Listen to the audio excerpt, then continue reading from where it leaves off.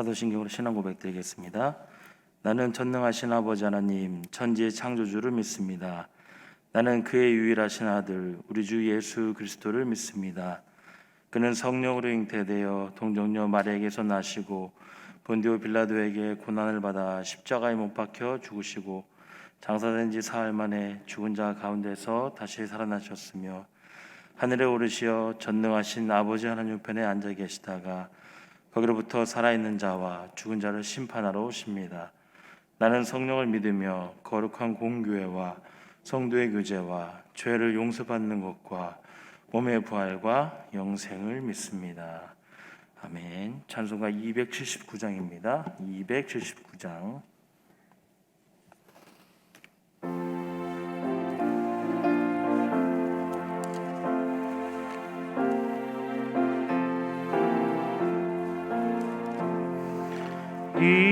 인내하신 구세주여 내가 내오니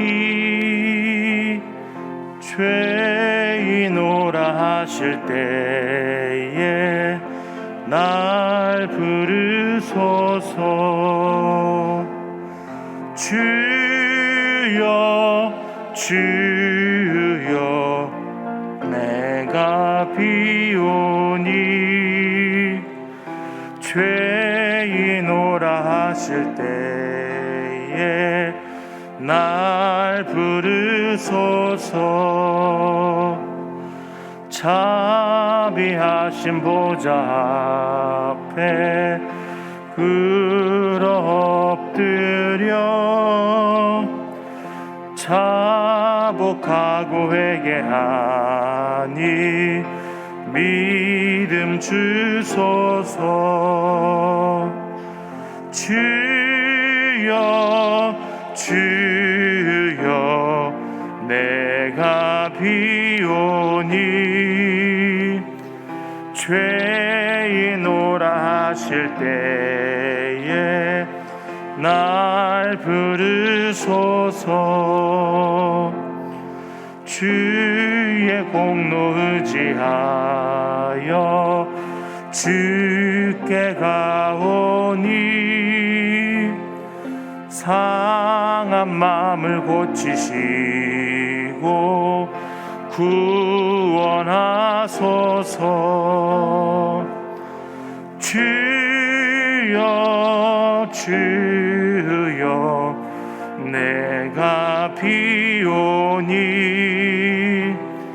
죄인오라 하실 때에 날 부르소서. 만복 근원 우리 주여 위로하소서. 우리 주와 같으시니 어디 있을까. 주여 주여 내가 비오니 죄인오라 하실 때에 날 부르소서. 아멘. 하나님 말씀 누가복음 13장 1절에서 9절까지의 말씀입니다. 누가복음 13장 1절에서 9절까지의 말씀 교독을 함께 읽겠습니다. 그때 마침 두어 사람이 와서 빌라도가 어떤 갈릴리 사람들의 피를 그들의 제물에 섞은 일로 예수께 아뢰니 대답하여 이르시되 너희는 이 갈릴리 사람들이 이같이 해 받음으로 다른 모든 갈릴리 사람보다 죄가 더 있는 줄 아느냐. 너희에게 이르노니 아니라 너희도 만일 회개하지 아니하면 다 이와 같이 망하리라. 또 실로암에서 망대가 무너져 치어 죽은 18사람이 예루살렘에 거한 다른 모든 사람보다 죄가 더 있는 줄 아느냐. 너희에게 이르노니 아니라 너희도 만일 회개하지 아니하면 다 이와 같이 망하리라. 이에 비유로 말씀하시되 한 사람이 포도원에 무화과나무를 심은 것이 있더니 와서 그 열매를 구하였으나 얻지 못한지라. 포도 얹기에게 이르러 이르되 내가 3년을 와서 이 무화과 나무에서 열매를 구하되 얻지 못하니 찍어버리라. 어찌 땅만 버리게 하겠느냐. 대답하여 이르되 주인이여 금년에도 그대로 두소서. 내가 두릅하고 거름을 줄이니 다 함께 읽겠습니다. 이후에 만일 열매가 열면 좋거니와 그렇지 않으면 찍어버리소서 하였다 하시니라. 아멘. 아멘. 기도하겠습니다. 좋으신 아버지 하나님, 은혜를 감사합니다. 지난 간밤에도 저희들을 주님 품 안에서 편히 쉬게 해주시고 또 이 새벽에도 저희들을 주 앞에 불러주심을 감사합니다. 오늘도 저희들에게 새날 주시고 또 생명 주시고 건강 주셨는데 이 한 날도 주님과 더불어 동행하게 하시고 주를 기쁘시게 하는 한 날 되게 하여 주옵소서. 이 새벽에도 하나님께 감사의 예물을 올려드립니다. 주님의 은혜에 감사합니다. 또 일천번째 예물을 드립니다. 하나님 아버지, 믿음으로 또 순종으로 감사로 드리는 예물을 주님께서 기뻐 받으시고 약속하신 하늘의 복과 땅의 복으로 충만하게 채워 주옵소서. 주의 은혜로 종의 가정들을 형통케 해주시며 그 자녀들을 축복하여 주시옵소서. 예수님의 이름으로 축복하며 기도하옵나이다. 아멘. 이 새벽에도 주의 은혜와 축복이 함께 하시기를 축원합니다. 어제 저녁에 제가 이렇게 뉴스를 보는데 그런 얘기가 나오더라고요. 삼성물산에서 이제 하청업체 그 사장님한테 이제 막 이렇게 홀대하는 얘기가 나오더라고요. 뭐 무려 8년인가 뭐 그랬다고 뭐 그러는데 이제 본인은 아니다. 그렇게 말을 하는데 이제 그 대화 내용을 이렇게 녹음된 게 이제 일부 이제 공개가 됐어요. 됐는데 이제 이제 삼성에 있는 그 팀장이라는 분이 막 이제 반말을 하면서 이제 뭐 심지어는 뭐 너 죽을래? 막 이런 식으로 막 말을 하면서 이제 얘기를 하고 이제 하청업체 사장은 이제 꼼짝없이 뭐 예 막 이렇게 얘기를 해요. 근데 이제 보통 우리가 이제 대기업의 팀장하고 하청업체 사장을 보면은 그 뉴스에는 나오지는 않았지만은 하청업체 사장이 훨씬 나이가 많습니다. 보통 이제 그런 분들은 퇴직하고 이제 이렇게 사업을 하거나 중도에 사업하는 분들이 많고 이제 대기업의 이제 팀장은 젊은 사람인 경우가 많으니까 사실 나이 차이로 보더라도 이제 차이가 많이 나겠죠. 근데 이제 대기업에서 갖고 있는 그 이제 팀장이 가지고 있는 권한 때문에 이제 그렇게 하는 것입니다. 그 소위 이제 우리 사회에서 말하는 이제 갑질이죠. 그래서 이제 심지어 그 팀장이 자기 술 먹고 갈 때 그 하청 사장 불렀다는 거예요. 불러가지고 기사로 써서 자기 어디 태워다 달라, 내어다 달라, 막 이런 일도 시키고 심지어는 뭐 개인적인 잔심부름도 시켰다고 그러죠. 저는 이제 뭐 대통령 후보 부인 가운데서도 뭐 이제 그 갑질 얘기가 나오고 그래요. 이게 우리 사회에 어느 한두 군데의 문제는 아닙니다. 저는 어제 그 뉴스를 보면서 느낀 거는 이게 우리 사회에 아주 어느 한 사람의 문제. 우리는 자꾸 그 갑질을 한 그 한 사람만 욕해요. 어떻게 그럴 수 있느냐? 그 한 사람만 욕하는데 제가 볼 때는 우리 사회가 이런 현상이 한 군데만 나타나는 게 아니에요. 기업이면 기업, 정치면 정치, 뭐 어떤 분야면 분야, 이 모든 우리 사회 전반에 갑질이라는 게 없는 게 없습니다. 저는 이제 이렇게 생기는 구조가 교육 현장에서 생긴다고 저는 생각해요. 지난번에도 우리 목사님들이 같이 공부하면서 그런 얘기를 했는데 우리 사회에서는 1등만 최고예요. 학교 다니면서도 공부만 잘하면 돼요. 그리고 공부 못하는 아이는 사람 취급을 하지 않습니다. 그러니까 공부를 잘하는 애들은 어떤 의식을 가지고 있느냐면은 엘리트 의식을 가지고 있어요. 엘리트 의식을 가지고 있고 그 엘리트 의식을 가지고 있는 사람은 성공하지 못한 사람에 대해서 무시하는 사고방식을 가지고 있습니다. 이런 사고방식을 어렸을 때부터 계속 키워주는 거예요.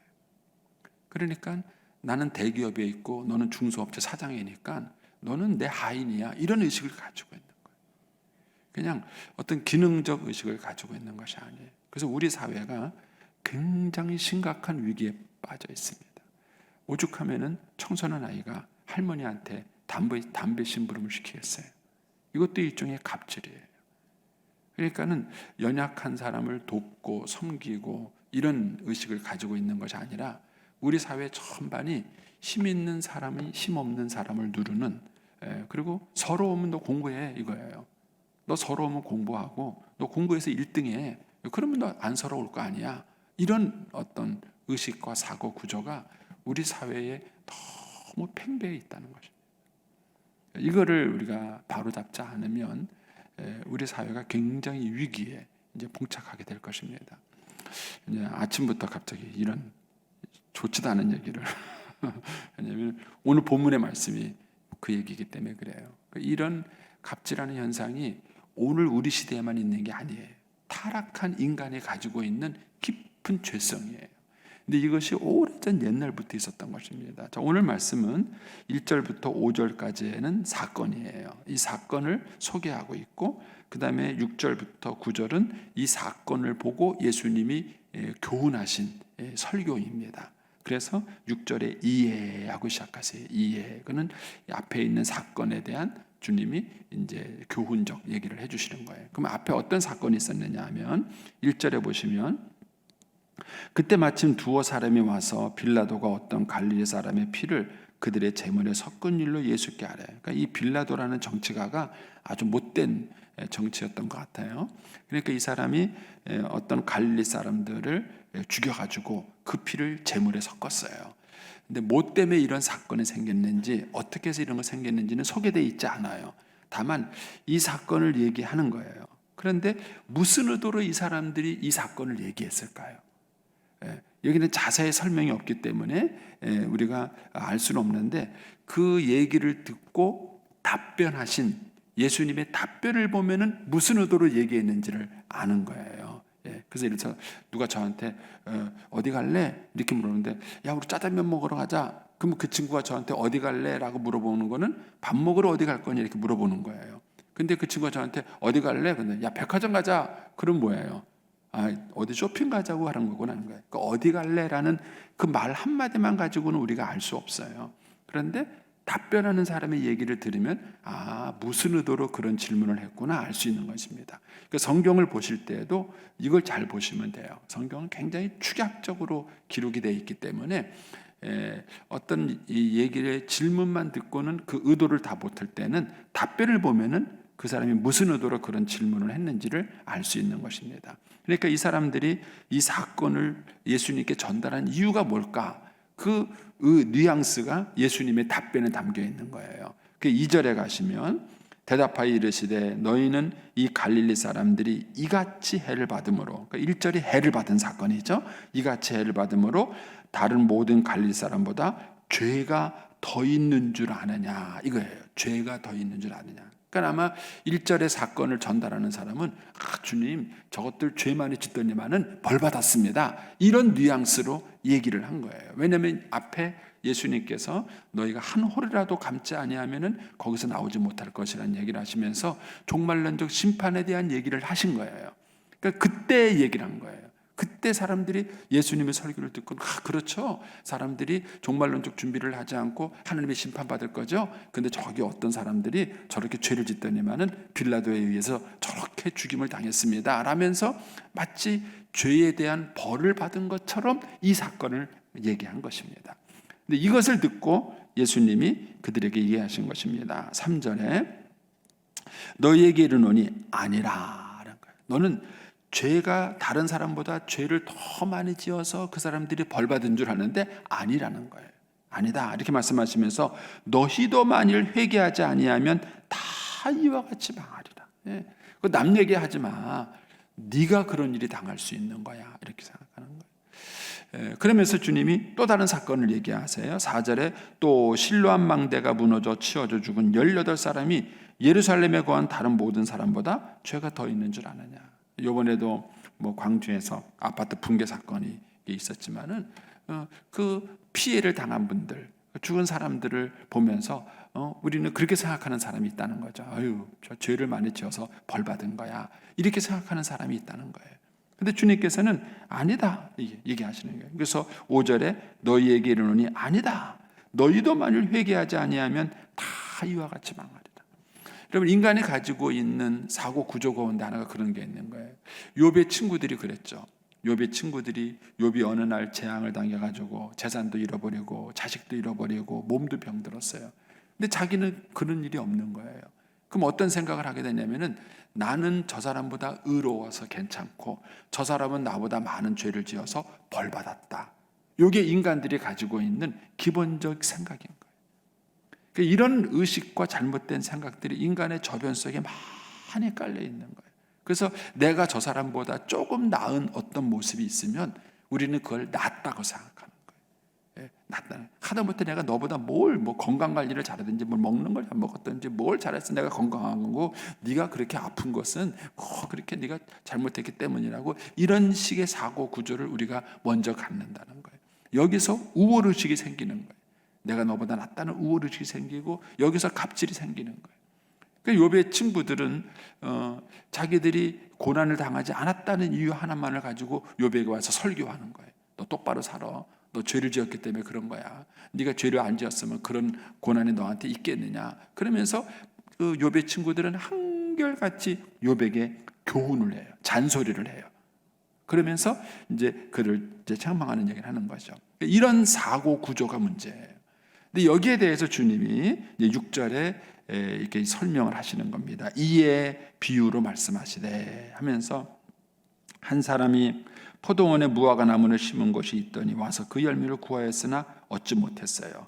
포도원 지기에게 이르되 내가 3년을 와서 이 무화과 나무에서 열매를 구했는데 얻지 못하니 찍어버리라. 어찌 땅만 버리겠느냐. 쓸모없는 나무예요. 3년이 지났는데도 열매를 못 맺으니까 이게 뭐예요? 찍어서 없애버려라 이렇게 말을 해요. 그런데 이 포도원 지기가 뭐라 그러냐면 8절에 대답하여 이르되 주인이여 금년에도 그대로 두소서. 내가 두릅하고 거름을 줄이니 이후에 만일 열매가 열면 좋거니와 그렇지 않으면 찍어버리소서. 이 포도원 지기가 얘기한 거죠. 한 번만 더 기회를 주십시오. 내가 1년 동안 잘 이렇게 갖고 볼 테니까 그래도 안 되면은 그렇게 찍어버리십시오 그랬어요. 자, 그러면 이 무화과 나무가 살아남은 이유가 뭐예요? 열매를 맺어서요? 잘나서요? 똑똑해서요? 아니에요. 하나님이 한 번 더 기회를 준 거예요. 벌써 찍어버렸어야 되는데 한 번 더 기회를 주고 났기 때문에 이 무화과 나무가 찍히지 않고 살아남은 거예요. 여러분, 그게 인생이라는 얘기예요. 저와 여러분이 누구보다 좀 나은 게 있고 좀 잘난 게 있고 가진 게 있으면요, 내가 똑똑하고 능력이 있어서 가진 게 아니라는 거예요. 하나님이 은혜를 주신 거예요. 저 사람이 병들으면 왜 그 병이 나한테는 없겠어요? 저 사람이 사고를 당했으면 왜 그 사고가 나한테는 없겠어요? 저 사람이 무슨 어려움이, 그 어려움이 왜 나한테는 없겠어요? 근데 세상 사람들의 사고 구조는요, 양육강식, 적자생존, 이런 어떤 진화론적 사고방식을 가지고 있으니까 내가 능력이 있어서, 내가 힘이 있어서, 내가 똑똑해서, 내가 노력을 많이 해서 그래서 그런 거라고 생각을 하는 거예요. 근데 하나님은 아니야. 너도 벌써 죽었어야 돼. 너도 벌써 나무가 잘라졌어야 돼. 근데 하나님이 한 번 더 너한테 기회를 준 거야. 한 번 더 하나님이 너한테 기회를 준 거예요. 그러니까 주님이 우리에게 말씀하시는 인생관은 뭐냐면 하나님의 은혜로 말미암아 살아가는 인생관인 거예요. 내가 남한테 잘났다, 능력이 있다, 힘이 있다라고 큰 소리 칠 게 아닌 거예요. 내가 저 사람보다 좀 더 나은 무엇가 있다면 은혜를 내가 더 받은 거예요. 하나님이 은혜를 나한테 더 줬기 때문에 저 사람에게 당하는 불행이 나한테는 없는 거예요. 그렇다면 우리는 큰 소리 칠 게 아무것도 없는 거예요. 이게 성경적 인생관이에요. 성경적인 인생관입니다. 네가 남보다 공부를 많이 해서 1등을 했다면 너는 은혜 많이 받은 거예요. 좋은 부모 만나고 좋은 여고 만나고 좋은 머리 가지고 좋은 건강 가진 거, 그거 하나님이 너한테 특별한 은혜 주신 거야. 너는 빚진 자야. 네가 그렇게 해서 가지고 있는 재능과 능력과 힘이 있다면 너 그거 가지고 다른 사람을 섬겨야 돼. 너 그거 가지고 하나님의 영광을 위해서 살아야 돼. 이렇게 우리가 아이들을 가르쳐야 되는 거예요. 그런데 네가 공부 많이 해서 너는 1등한 거야. 너는 1등은 너는 잘 살 수 있고 공부 못한 애들은 게을러서 그런 거니까 그런 애들은 벌 받아도 싸. 이런 식의 사고방식을 우리가 어렸을 때부터 가르치니까 아이들이 힘을 가지면 갑질을 하는 거예요. 그리고 힘이 없으면 비굴해지는 거예요. 이것이 우리 사회가 심각하게 병들어가는 이유인 겁니다. 저는 우리가 복음을 전하고 그들에게 성경을 가르쳐야 될 이유가 무엇인가? 이 삐뚤어진 인생관을 바로잡아줘야 합니다. 이렇지 않으면 나중에 우리가 이제 거리에 나갈 때 다 총차고 나가야 될지 몰라요. 누가 나에게 어떤 해코지를 할지 모르니까는요, 다 자기 방어하겠다고요, 다 옆구리에다가 총차고 나가야 될지 모르는 시대가 올지 모릅니다. 이런 거는 동물이나 사는 시대인 거죠. 그래서 우리가 하나님께서 우리에게 은혜를 주신 것이 뭔가? 왜 하나님께서 우리에게 축복을 주신 건가? 이 비유의 말씀을 기억하세요.